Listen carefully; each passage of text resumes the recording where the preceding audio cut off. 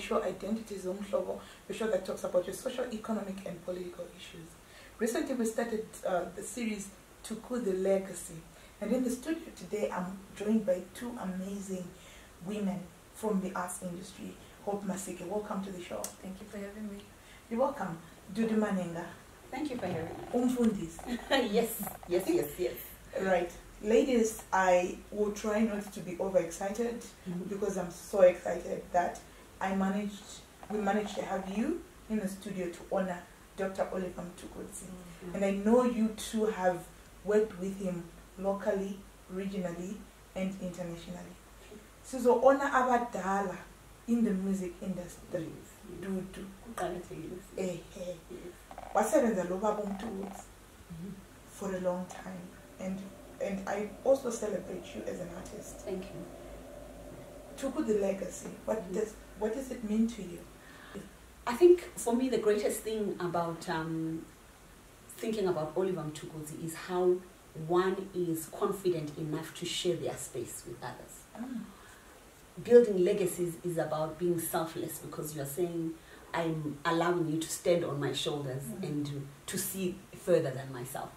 And that is amazing. There are many artists who have seen, who are yet to see beyond Oliver and are seeing beyond him because he allowed for us to stand on his shoulders. It was amazing for me to work with him just at the beginning of my career. While I was studying at the Zimbabwe College of Music, I got the chance to be working with him and seeing the world. And when was that? That was year 2000. Wow. Year 2000, that's when I got into the band with Oliver. And I had just turned 20. Wow. Fresh out of my teens. And I managed to tour with him and see the world. The beauty of being with him backstage as daddy. I think for me, our relationship was that I was his daughter. Because when I joined the band, there was an article in the paper that one of Tuku's babies joins the band. Wow. So he said, you know what, my baby, right. And you know, that's how it was for that season that I was with him. I was this daughter of his. Up until now, and I've always been daughter, and my husband is Mkwasha. And it's been really that amazing journey of being allowed to share a space with a big star. He was such a huge personality. When I tell people that I used to be shy, they do not believe it. Yes, I used to be shy. Shyness. I'm telling you, when I would sing, it's like oil and water. I'm really another thing I can't do with Sabela. I would just stand next to the keyboard and wait for the next song to be played without saying a word. I promise you, that's how I was. And then I went on to work with Oliver, and you'll be backstage and you're sitting with him. And maybe one of my favorite things, we've just been on the road and we've just had Kokonuma bands. You know, we used to have our Kokonuma bands in rituals. and that opportunity to just, in the moment, to be just normal. And then the next thing he's on stage, and when he gets on and he goes, yeah, and the audience, suddenly he becomes this big and huge personality. So could it be true then that when I've watched you internationally as well, that that because I almost saw you right now, because I've seen you in performance, it rubbed through you, the confidence that you now exude as an artist yourself. Absolutely. I was saying to someone the other day that they probably, it's possible to have a Tuku story without Dudu Manhenga, but it might not be possible to have a Dudu Manhenga story without Tuku. Wow. Yeah, absolutely. Hope Masike, the Mira Queen.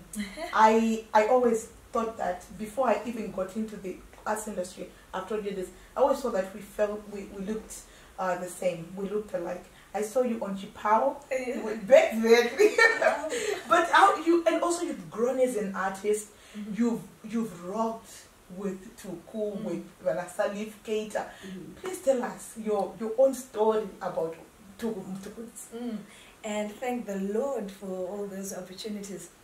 I didn't tour with Oliver like my sister Dudu here. But I was also blessed to have opportunities to work with him. For instance, in 2015, during the opening of Haifa, when Mahube opened Haifa, as we can see in the pictures that we're seeing right now. Yes. What the Mahube concept is basically celebrating Southern African music. Right. There was an old Mahube which had the likes of Anababa Mtukudzi, Mhlanga, Steve Dyer. So over the years they've been passing the baton stick to the younger generation, the younger Mahube, which now includes me. And because of that, I had an opportunity.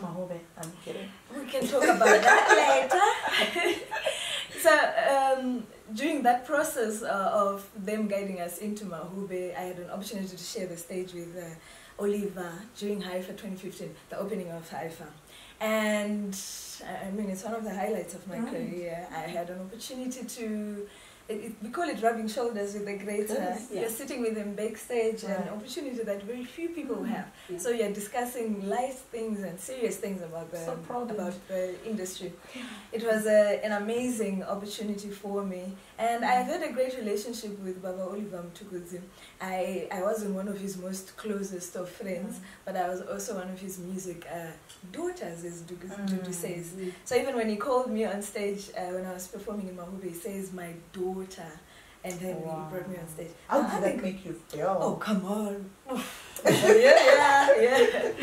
Now, is that like what Dudu was saying? Is that builds legacy? Right. He was open to everyone and anyone, as is very evident. Panisha Gaitika on Facebook and social media yesterday when he passed away. Almost everyone had a selfie with him. And almost now when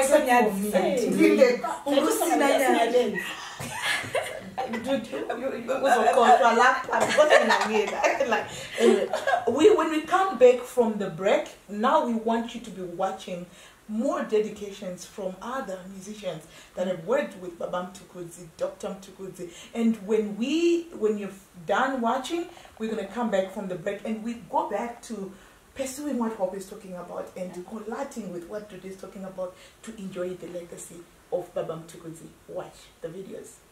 One memorable thing about Dr. Oliver Mtukudzi, one funny thing, one moment, and there's a lot. There's a lot of moments, believe me. It's picking one is really tough, but I will try. The moment when he told me that, Wimbai, don't ever find yourself moving around with your band in your pocket because you might just sit on it. It's the funniest thing there is. I think he was just trying to tell me that, it's important for a musician to be able to play an instrument at least. Because one day when things go bad, you can still grab your instrument and be able to play. He used to say, if the black spirits say they don't want to work today, the show goes on. And he would give an example, like, he would say, Todi, and everybody would just say, Sensei. It's really funny. But I have a lot of moments that I can share. But I'll just give you this one.